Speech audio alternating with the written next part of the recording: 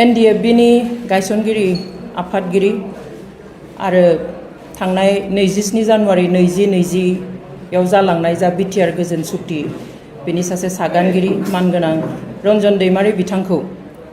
थांनाय 22 जुलाइ खालि हराव गुवाहाटी सेन्ट्रेल जेलनिफ्राय हरखाब लानानै थांनानै काहिलिपारायाव थानाय 10th एपिबिएन केम्पआव दोनहैनाय जा बाथ्रा बे जाथायखौहाय जों बर' वुमेन जास्टिस फरामनिफ्राय गिख्रंनाय फोरमायनायजों लोगोसे जोङो निन्दा खालामो। मानोना बे खामानिखौ मावनायाव जेल अथरिटिनिफ्राय एबा सोरखारनिफ्राय बिथांनि न'खरनि मानसिनो मिन्थिहोनाय जायाखै। न'खरनि मानसिखौ खोमसियाव दोननानै बेबादि खामानि मावनायखौ जों निन्दा होयो। थांनाय 27 खालारावहाय आं गावनो आंनि बिदा रन्जन दैमारि बिथांखौ जेलाव एसे खबर लानो होननानै जेब्ला थाङो अब्लासो जेलनि सुपारिनटेन्डेन्टआ आंनो खिन्थायो जे रन्जन दैमारिया बे जेलाव गैया। आं गिख्रंखाङो बागदावखाङो। आं सोमोनांनानै बिथांखौ सोङो जे मानि थाखाय बहा लांनाय जाखो, बहा दं। अब्ला बिथाङा मोनसेल' खोथा बुंदों जे काहिलिपारायाव दोनहैदों, नोंथाङा एडिजिपि एसबि हिरेननाथ बिथांखौ कन्टेक्ट खालामनानै जगाजग खालामनानै सोंनानै ला। आं लोगो लोगो एडिजिपि एसबि हिरेननाथ बिथांखौ फन खालामो। बिथाङा बुङो जे नंगौ जों काहिलिपारानि 10 एपिबिएन केम्पासावहाय मोनसे स्पेसियेल जेल बानायनानै बिथांखौ दोनफैदों। मानि थाखाय बेबायदि हारसिं दोननाय जाखो होनना सोंनायावहाय बा बेसे गोबावनि थाखाय अब्ला बिथाङा मोनसेल' खोथा बुंदों जे बिथाङा मोजाङै थाथों होननानै लाबोदों। नाथाय मोजाङाव थाथों होननानै लांदोंब्ला मानो न'खरनि मानसिखौ खोमसियाव दोनखो? मोजाङै साननानै मोजाङै थाथों होननानै लांदोंब्ला जोंनो खिन्थानो हायि मा जाहोन जाखो? आं गले गले सोंदों, खिन्थु बिथाङा बेखिनिखौनोल' बुङो। गासैबो दासिम आं सोरखारि मानसि जेसिनाव आं सोंनो नागिरो बे मोनसे खोथाखौ बुंनानै जोंखौ फोलागासिनो दङ जे बिथांनि मोजांनि थाखायनो लांदों। मोजांनि थाखाय लांदोंब्ला रायजोआ सान्थि मोनगौमोन, जोंबो सान्थि मोनगौमोन, बेखिनिखौ जोंनो फोरमायनानै मोनबा आरो जों सोरखारखौ कअपारेट खालामगौमोन। जे खोन्थानाङा बाहेराव होननानै बुंनायमोनब्ला जों बेखौबो मानिगौमोन जे मोजांनि थाखाय लांदों, सान्थि फैगोन, माबा मोनसे सल्भ जासिगोन, रायजो राजानि गोसोआव गोजोननाय फैसिगोन, बेवहाय जों कअपारेट खालामगौमोन। खारन गोदो जेब्ला रन्जन दैमारि बिथांखौ बांलादेशनिफ्राय लाबोदों बे समावहाय बायदिसिना खामानि गोजोन सावरायनायखौ आवगायहोनो थाखाय, दावहा दोनथ'नायखौ आवगायहोनो थाखाय जोंखौ बायदिसिना खामानि मावदों। आंखौ पार्सनेलि आरो माब्लाबा बर' वुमेन जास्टिस फराम हिसाबै जोंखौ फोथायनायाव लानानै खामानि मावदों आरो जों सोरखारखौ सहजुग खालामदों, जों कअपारेट खालामदों। माखासे खोथाखौ माने मिडियानो खिन्थानाङा होनना बुङो, जों मानिदों। खारन जोंनि सार्थ'आ एकमात्र सान्थि गोजोन आरो बेबायदियै जों कअपारेट खालामदोंमोन। दाबो जों कअपारेट खालामगौमोन। आं गले गले गले सोंथाबनायनि उनावहाय दाख्लै 31 जुलाइआव जेलनि सुपारिनटेन्डेन्टआ आंनो खिन्थाबाय जे मिडियाया दावराव खालामगोन होननानै जों खोन्थायाखिसै। खिन्थु दिनै मा जाखो? बे समाव खोन्थानायब्ला जों कअपारेट खालामनानै जोङो सिरि जागौमोन खोथाया। जों मोजाङै जोङो पजिटिभलि खोथाखौ बुंगौमोन, रायजोआ गोजोनगौमोन। खिन्थु दिनै बेखौ खिन्थायालासिनो, जोंखौबो ट्रास्टआव लायालासिनो, जोंखौ फेथआव लायालासिनो जिखिनि खामानि मावबाय बेखिनियाव जोङो दुखु मोनदों। आं गले गले बुंनायाव बिथाङा बे खोथाखौ फोरमायदों। उनावहाय नायहैनो थाखाय दा सेन्ट्रेल जेलनिफ्राय पारमिसन लानांगौ, बेखौ लानानैहाय एसबि अफिसाव थांनांगौ। एसबि अफिसाव थांनानै बे एप्लिकेसन पारमिसन कपिखौ हैनांगौ। बेयावहाय बिथांमोना सानै एसबि पार्सनेल होनानै हरो। बिथांमोना जोंखौ एपिबिएन केम्पआव लानानै थाङो आरो बेयावहाय बे स्पेसियेल जेल बानायनायाव सानै स्टाफ दङ। बे सानै स्टाफ आरो एसबिनि पार्सनेल सानै बिथांमोननि सिगाङाव जों रायज्लायनो मोनो। आरो जेब्ला आंखौ लांनाय खालि 20 मिनिटल' आंखौ रायज्लायनो होदों। बिथांखौ आं जिबादि नुदों, देहाया मोजां नङा, गोसोआथ' मोजां नंखाया। बिथाङाबो गावआ थगायजानाय बादि, गले गले थगायजानाय बादि दा फिल खालामदों। ओरैनो नोंथांमोना आं बुंना मोजां मोनगोन जे Ranjan Daimaria he is always positive. जों मालाबा एसे दुखु मोनब्लाबो बिथाङा सानफ्रोमबो पजिटिभ खोथा बुङो। सिन्था खालामनाङा ओरैनो था। खिन्थु बे खनसेयाव बिथाङाबो साननो बाध्य जादों। बिथाङा जेब्ला जेलनिफ्राय लांनो नागिरदों हराव, अब्ला होनदों आं सिस्टारखौ फन मोनसे खालामनो। जेल अथरिटिया बुंबाय नों खालामलायनाङा, जों खालामगोन। खिन्थु बेबादिनो सिमोन जेब्ला कर'ना बेराम जानाय आदाहा, अब्लाबो जोंनो खिन्थाखायाखै। जेलाव थानाय बिनि लोगोफ्रासो आदाखौ हस्पिटालाव लांखांनायनि उनाव जोंनो फन खालामनानै जनायनाय। जिखि जाया बे खोथाखौहाय आङो सानदोंमोन जे जिहेतु बिटिसिआवबो आरो स्टेटआवबो BJP आरो UPPL एलायन्सआव सोरखार दागासिनो दङ सालायगासिनो दङ बेवहाय बिथांमोनजों सावरायबायनानै माबाफोर थांखि लानानै लांदों खोमा होनना साननानै आङो मानगोनां MLA लरेन्स इस्लारि बिथांनाव आं फन खालामना सोंदोंमोन अब्ला बिथाङाबो गोमोबाय बिथाङा बागदावखांदों खोनानानै आरो बहा लांखो मानो लांखो बेनि उनावहाय आं गासै खोथाखौ बुंबाय बेनि उनाव बिथाङा BTCनि CEM प्रमद बर' बिथांखौ फन खालामबाय बिथाङाबो फोरमायबाय जे मिन्थिया बिथांमोननि नलेजावबो गैया बिथांमोनखौबो खोमसियाव दोननानै बे खामानिखौ मावदों नाथाय साननैनि उनाव जों रायज्लायनायनि साननैनि उनाव थांनाय 30 जुलाइआव जेब्ला गिबि मन्थ्रि हिमन्त बिश्व शर्मा डक्टर हिमन्त बिश्व शर्मा बिथाङा चिराङाव फैदोंमोन अब्ला बे खोथाखौ प्रमद बर' बिथां CEM आरो MLA लरेन्स इस्लारि बिथांमोना गिबि मन्थ्रिजों सावरायदों होनदों आं बुंनाय बाथ्राफोरखौ लानानै जे न'खरनि मानसिफ्रा मिथियाखसै बोरै बोरै लांनाय जाखो आलादा जायगायाव दोनहैदों होनना खोनादों बेबादि बुंदों अजद होदों न'खरनिफ्रा अब्ला गिबि मन्थ्रिया बुंदोंनो नंगौ आं मिथियो खोथाखौ दायो ओमफ्राय उल्था बुंफिनबाय जे नोंसोर दायो बेयाव चिराङाव न' गंसे नागिरलाय रन्जन दैमारिनो BRPL केम्पासावबा मोजां जागोन सिकिउरिटिया टाइट जागोन थ' बेयावनो बेखौ दोनफैनो हागोन आरो बेयाव थानानैनो बाहेरनिफ्राय बिथाङा गावनि केसनि खामानिखौ मावनो हागोन थ' गेलेनाय बाथ्रा बादि खालामनो नागिरदों आरो बुंदोंनो जे बेयाव दोनफैब्लाबो BRPL केम्पासाव दोनफैब्लाबो बेबो स्पेसियेल जेल बादियानो जादों नाथाय बेखौ मिथिनानै लानांगोन दिनै सोरखारा जे बर' रायजो राजाया जोंनि हारिया रन्जन दैमारि एबा जर्ज बर' बा रिफिखां गयारिमोनखौ जेलनिफ्राय हगारनायखौसो लुबैदों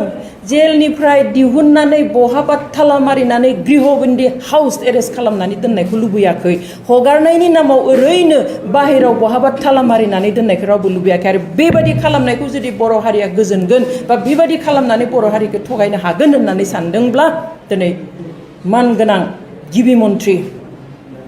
डक्टर हिमन्त बिश्व शर्माया गोरोन्थि खालामनाय जागोन बर'खौ दिनै बेबादि रावबो थगायनो हाया आरो जुदि हगारनो गोसो गैया अब्ला बिथांखौ जेलावनो दोनथों बेबादि लाबथिंलाबायनानै फिजिकेलि आरो मेन्टेलि जाहाथे टर्चार होआ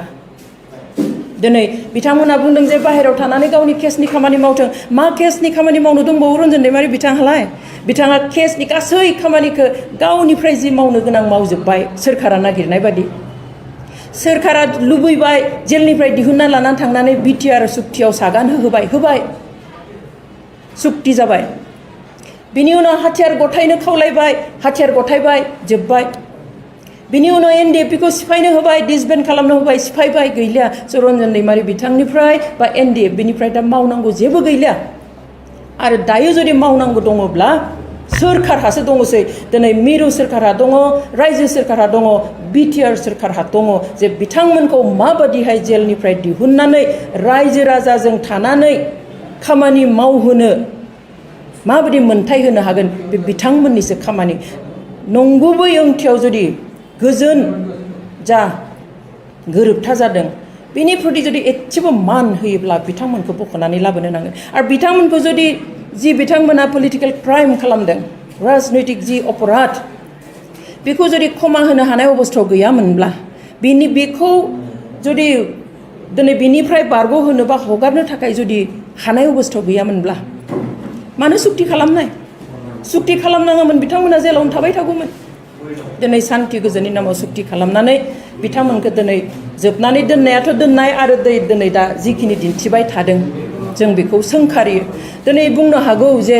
रन्जन दैमारि बिथांजों सोरखारा रायलायनांगौ जेबो गैला बिथांजों कन्डिशननि बागै रायलायनांगौ जेबोआनो गैला जोबखाबाय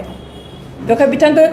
हगारनाय बिथांनि लोगोफोरखौ हगारनाय बेल'सो बाखि दंसै आरो जुदि रायलायथारनो गोसोब्ला चिफ मिनिस्टारा जेलाव फैनो असुबिदा बेखौ लानानै थां फन मोनसे खालामनानै लानानै थां बहा गेस्ट हाउसाव रायलायो बहा हटेलाव रायज्लायनो हायो खिन्थु दिनै जिखिनिखौ खालामदों बेजोंहाय बर' हारिखौ आरोबाव खनसे गोथां नाख्रेबनाय नासयनाय बर' हारिखौ दिनै थगायनाय बर' हारिखौ दिनै गाहायाव सिङाव दोननानै जोंनि सायाव रायजो जानाय नागिरनायखौ जों नुदों बेवहाय गोबाङा सोंदों जे जों दिनै मा खालामगोन बेनि एगेन्स्टआव आं बुङो जों जेबो खालामनो दरखार गैया दिनै रायजो राजाया सिरि मोनजोब्बाय आरो सोरबा सिरि मोनाखैबा आं दिनै बर' वुमेन जास्टिस फरामनि चिफ एडभाइजार हिसाबै आं खावलायनो लुबैयो जे रायजो राजाया बयबो सिरि मोननांसिगोन जोंनो दिनै स्कुल होयोब्ला इउनिभारसिटि होयोब्ला लामा होयोब्ला जोंनि बर' रावखौ बहाबा एसोसिएट बेफोरखौ होयोब्लाबो दिनै बर' रायजो राजानि गोसोखौ रावबो सान्थि होनो हानाय नङा जेब्लासिम जेलाव थानाय साफ्रोमबो NDFBनि दैदेनगिरि आरो मावथिफोरखौ हगारा अब्लासिम बर' रायजो राजानि गेजेराव खुनु मोनसे डेभेलपमेन्टेल खामानियाबो बर' रायजो राजानो सान्थि होनो हाया बे बाथ्राया दिनै रोखा बेनिखाय मिरु सोरखार आरो रायजो सोरखार आरो बिटिआर सोरखारखौ जों खावलायो सम थानायावनो जाहाथे मोजां थांखि लायो खारन जों मिन्थिनायाव NDFBनि गासै खामानिखौ जेलनिफ्राय बहननाय मार्टियार्सफोरनो थाखा होनाय बहाबा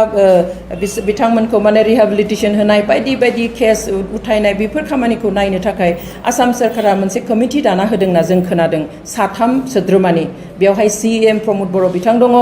डेपुटि चिफ प्लास MLA गोबिन्द बसुमतारी आदा दङ होनना खोनादों आरो फेरेंगा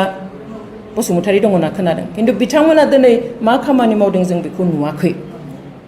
आरो जेब्ला जोङो बिटिआर लेभेलाव सोर दङ होननानै सोङो अब्ला बेयाव जों सानैनिल' नाम खोनायो बेवहाय गोबिन्द बसुमतारी आदानि नामखौ खोनायो आरो फेरेंगा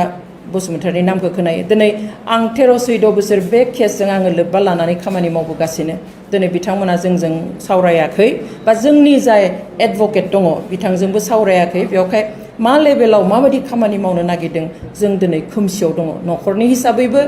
हारि हिसाबैबो संगठन हिसाबैबो जों दिनै खोमसियाव दङ थारैनो मा मावनो नागिरमारदों बिथांमोनखौ सख'नो थाखाय जों बेखौ दिनैसिम मिन्थिया दिनै आं सानो जे बिथांमोनाबो बे खोथाखौ सोरखारनियाव बुंनो हायोमोन जे मानो बेबादि खालामखो बिथांमोना खुद्रिनो हायो एसे जे दिनै जोंनो मानो खिन्थायाखिसै बर' रायजो राजानो मा फिननाय होनो दिनै जे मानो रन्जन दैमारिखौ बिथिं लाबथिंदों मानो बेयाव दोनहैखो आरो दायो मानो BRPL न' नागिरनो होलायखो बेखौ खालामोब्ला बर' रायजो राजाया जोंखौ गाज्रि मोनगोन बिनिख्रुइ हगारनानै होदो होननानैहाय प्रमद बर' बिथांमोना बुंनो खाबु लानो हायो अब्ला बर' रायजो राजाया जोंबो गासिबो बिथांमोनखौ मोजां मोनगोन आरो साबायखर बावगोन नाथाय बिथांमोना बिनि सोलाय आं मिन्थिया सोरबाया नुदोंब्ला किन्तु आं दिनैसिम जा नुदों जे प्रमद बर' बिथांखौ आङो गोख्रोङै सोरखारनि सिगाङावहाय मिडियायाव बा बहाबा जे जोंनो रन्जन दैमारि बिथांखौ सिगनेटरिखौ नांथारगौ बिथाङा दिनै जि खामानि मावनो गोसोमोन रायजो राजानि थाखाय बेखौ मावनो खाबु होनांगौ जेलनिफ्राय थाबैनो हगारना होथारनांगौ होननानै बुंनाय आं खोनायाखै जुदि बुंदोंब्ला आं निमाहा बियो किन्तु आं नुवाखै आं नुनाया बेखौसो नुदों जे प्रमद बर' बिथाङा बुङो गेजेर गेजेर मिडियायाव जे सोरखारा मा खालामदों बेखौ फोरमायो जे सोरखारा थाबैनो हगारगोन होनदों सोरखाराबो सावरायबाय थादों CMआ रन्जन दैमारिखौ बाहेरायाव थानायखौ लुबैयो बाहेरायाव थानानैनो बिथाङा केसनि खामानिखौ मावनो हागोन होननानै बुंदों थाबैनो सख'गोन होनदों सोरखारा सावरायगासिनो दङ बेखिनि खोथाखौसो जोङो फोरमायबाय थानाय नुयो बेवहाय आं बिथांमोनखौबो खावलायो जे प्रमद बर' बिथाङा जेरै 15-16 बोसोर सिमां नुबोनाय बर' हारिखौ फेदेरनो मावनो सिबिनो बेबादिनो 35 बोसोरनि आगोलाव रन्जन दैमारि बिथाङाबो सिमां नुदोंमोन जे जोंनि बर' हारिखौ बुहुमनि गुबुन हारि बादि गसंहोगोन मान सन्मानजों खर' दैखांनानै फोथांना लाखिगोन जों ओरैबादि मोनहैयोब्ला ओरैबादि मावगोन बर' हारिखौ ओरैबादि स्टेटासाव लांगोन होनना बेहाबो अनेक सिमां दङमोन बे सिमांखौ दिनै संग्रामा जोब्बाय जेला सुखिया जाबाय जेला हारिखौ सिबिनो हारिनि थाखाय गाव सिमां नुनायखौ मावफुंनो थाखाय बिथांखौबो खाबु होनांगौ होननानै जोङो दाबि खालामो दा बेखौथ' जोङो बुंनो हाया किन्तु मालाबा जोङो नुयो जे पलिटिक्सआव जोङो डिवाइड एन्ड रुलखौ जेब्लाबो नुयो खुनु हारिखौनो खौसेयै थानो होआ गावबा गावनि पार्टिनि मुलाम्फानि थाखाय आं बेयाव गोसोखांदों जे जेब्ला NDFBनि केसखौ फास्ट ट्रेकआव होदोंमोन बे समावहाय BPFआ BJPजों सोरखाराव एलायन्सआव दंमोन किन्तु बे फास्ट ट्रेकआव होनाय बाथ्राखौ सोरखारा हारसिं डिसिसन लाबाय किन्तु गावसोरजों एलायन्सआव थानाय BPFनो मिन्थिहोआखिसै जेब्ला बेखौ पेपाराव होबाय डेट डिक्लेयार होबाय जों होसो बिथिं बयखौबो लोगो हमदों बेबादियाव आं मानव गेदेर हाग्रामा महिलारि बिथांखौबो लोगो हमदों जेब्ला आं बे खोथाखौ बुङो बिथाङा जथेरनो हायाखै बिथाङा रागा जोंदों बुंदों जे जों मानो रायलायाखिसै बेथ' गाज्रि जाबाय जोंनो खोन्थायालासेनो मानो बेबादि होनो हाखो दा दिनैबो एखे कन्डिसन आं नुबाय बे समावहाय बेबादि खालामनायखाय दिनैबो बर'आ रायो हाग्रामा महिलारि बिथांखौ BPFखौ जे बिथांमोन थानायावनो मानो फास्ट ट्रेक होनाय बिथांमोनानो होनाय होननानै दा दिनैबो बेखौनो खालामनो नागिरदों नामा जे UPPL जों सोरखार दादों मोननैयाव मोनसेयावल' नङा BTC आवबो आरो स्टेटआवबो थेवब्लाबो दिनै प्रमद बर' बिथांमोननो एबा UPPL नि दैदेनगिरिफोरनो मिन्थि होआखसै बिथांमोनजों रायलायनानै मोजांनि थाखाय लांमारदोंबा बुंनो हायोमोन जे जों बिदि लांथ'नोसै नङा होमबा गाज्रि जानाय नङा खोमा सावरायनानै लांथोंमोन खिन्थु दिनै बिसोरखौबो मानो दोनखोमाबो जायनि थाखाय दिनै प्रमद बर' बिथांखौ रायजोआ गाज्रि मोनदों मोनगोन मावनो हायाखै होननानैहाय स' बेबादिहाय जोंनि गेजेराव जाहाथे बेजों बे हाब्रु सारला लायबाय थायो बेजों बे जाहाथे नांलाय खमलाय जानानै जों खौसे जानो हाया आरो जोंनि हारिनि थाखाय जोंनि फिउचारनि थाखाय जेराव जों फकास खालामनांगौ बेखौ जाहाथे बर' हारिया फकास खालामनो हाया बेबायदि मोनसे कनस्पिरेसि पलिसि थानो हागौ जेबो गिदिर खोथा नङा बेवहाय जोंनि रायजो राजा जायखिजाया हान्जायाव थाया मानो एज ए बर' जोङो बयबो कनसियास जानांगोन सांग्रां जानांगोन बुजिनो नांगोन सोरबाया जाहाथे पलिटिकेलि खैसाराव जोंखौ हारि हिसाबै जाहाथे गाब्र'होनो हाया पार्टिया थागोन मोनसे जाथियावहाय मोननै मोनथाम पार्टि थायो बेखौहाय जोंहा बाजानांगौ बुंनांगौ जेबो खोथा गैया खिन्थु बे NDFB-नि लिडारफोरखौ हगारनायनि मुङाव जाहाथे आरोबाव जोंनि गेजेराव बेले बेजे खालामनानै बर' हारिखौ जाहाथे लोरबां खालामो बिनि थाखाय सांग्रां जाथों होननानै बा सांग्रां जानो थाखाय आं जोंनि दैदेनगिरिफोरखौ खावलायो